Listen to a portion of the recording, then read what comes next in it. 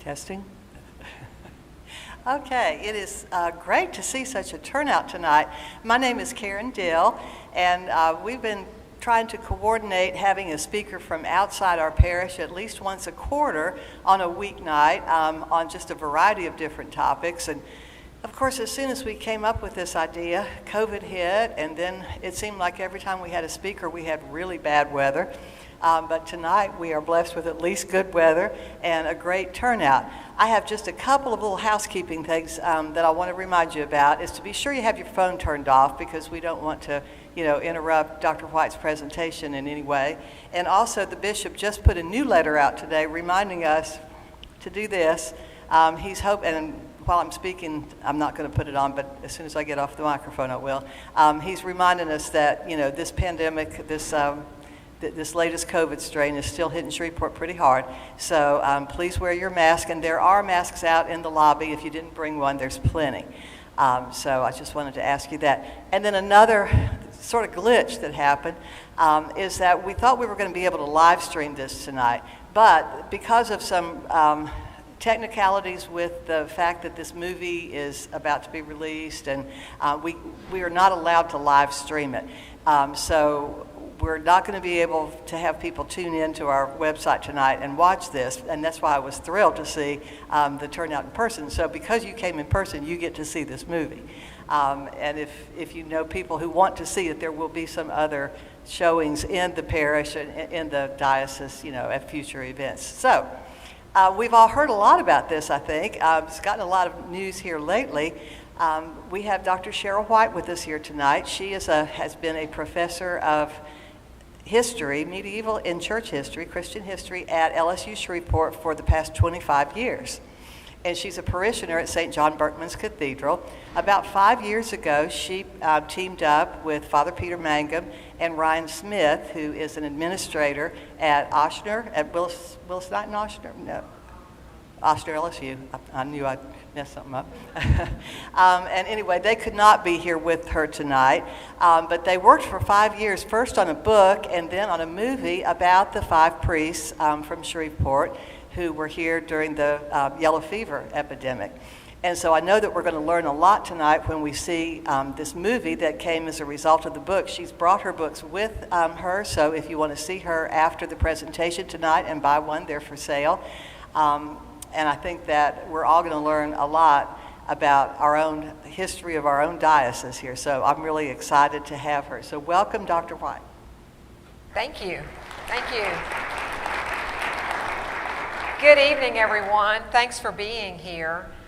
Before we do watch the film, and actually if it's okay with you, I probably will excuse myself to the back because I have seen this too many times, okay? But I'm so glad that you all did turn out this evening, and my apologies about not being able to live stream this, but that it's really actually kind of a good thing, because what it means is that we are in some negotiations and talks about a distribution settlement, a deal for this documentary, and that means that we don't have permission to stream it right now in any way that would be made public. It's fine for us to do it for groups, and certainly for parishioners, it's not a problem. So we can use it for educational purposes, I guess is the way to say that. So Karen had said a little bit about how this project came to be, and I want to go back and underscore something. So this is actually a little over 5 years in the making now that we began to have a conversation, the three of us, about the 5 priests who were, of course, gave their lives in the 1873 Yellow Fever Epidemic here in Shreveport, which is, of course, the subject of the book, Shreveport Martyrs of 1873, and it is also, therefore, the subject of the documentary. The book came out first. The book came out in October of 2021, but when we were wrapping that project up, I actually made a phone call to someone I had worked with before, a filmmaker. Does anybody here remember the Shape of Shreveport documentary series? Okay, I got a few heads nodding, remember that. Well, I had worked with this young filmmaker from Texas. He's in Las Vegas now. But I called him up and I said, I think we'd like to make a little 15-minute video about our 5 priests, just as kind of an educational piece. And about an hour later, at the end of the phone call, we were on the phone over an hour, he wanted me to tell him the whole story about all 5 of them. And the more he listened, the more detailed the conversation became. And he concluded the phone call by saying, this is not a 15-minute video. This is a 58, 59-minute documentary. And he said, I'll be very surprised if this doesn't get some traction, even internationally. Well, we were all, of course, hopeful that people would pay attention, because as you know, probably know, all 5 of these priests, Father Cameret, Father Pierre, Father Billet, Father Gergaud, and Father Levesuet, all of them are now servants of God. They are in the canonization process now. That first step toward canonization is to be declared a servant of God. So we have 5 of them in the Diocese of Shreveport. How wonderful is that? And their story that's told in the film you're going to see, it's interesting that when LSU Shreveport got behind this project, and the foundation, the university is really the one that financially backed a good significant portion of this. There were many private donors as well. But it's interesting that the secular state institution really promoted this story, uniquely, we thought, Catholic story. Well, apparently it's not just a Catholic story. And it's not just a Shreveport story. It's not a Louisiana story. It is a story for the world, because one of the ways that we decided to try to get the message out about the film was to enter as many film festivals as we could internationally. And I don't know if you know how many film festivals there are in the world. Does anybody know? There's like 18,000. So I did some research to narrow that down, since we couldn't afford to enter 18,000 film festivals.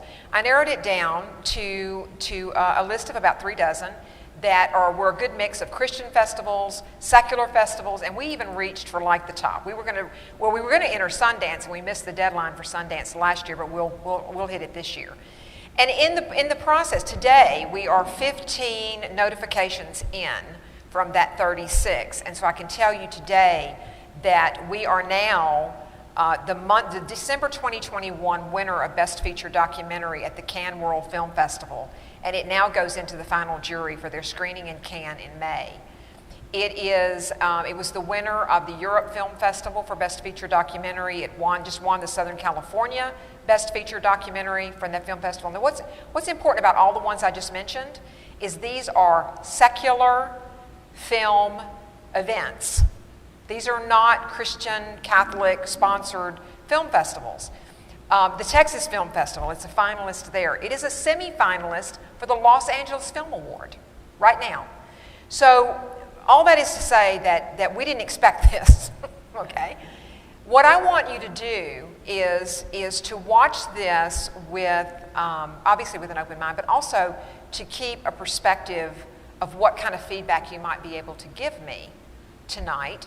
Father Peter and Ryan and I are always interested in critical feedback. I have to be honest with you, there are parts of this that I was not particularly pleased with. It's interesting that those are the parts of it that I wasn't particularly pleased with are the things that are getting the acclaim. The critical acclaim revolves around things like some of the animation in this film. So I'd be really, really curious to know your overall impressions and any specific feedback you have. So after you've watched this, I'm happy to take questions.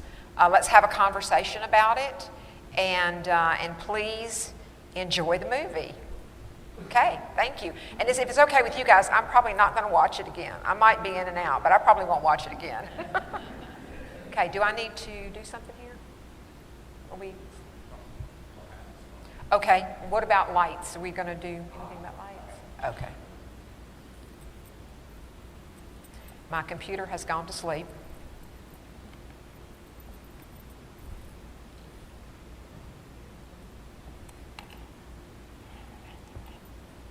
All right. Ready? Okay. Ready? Okay.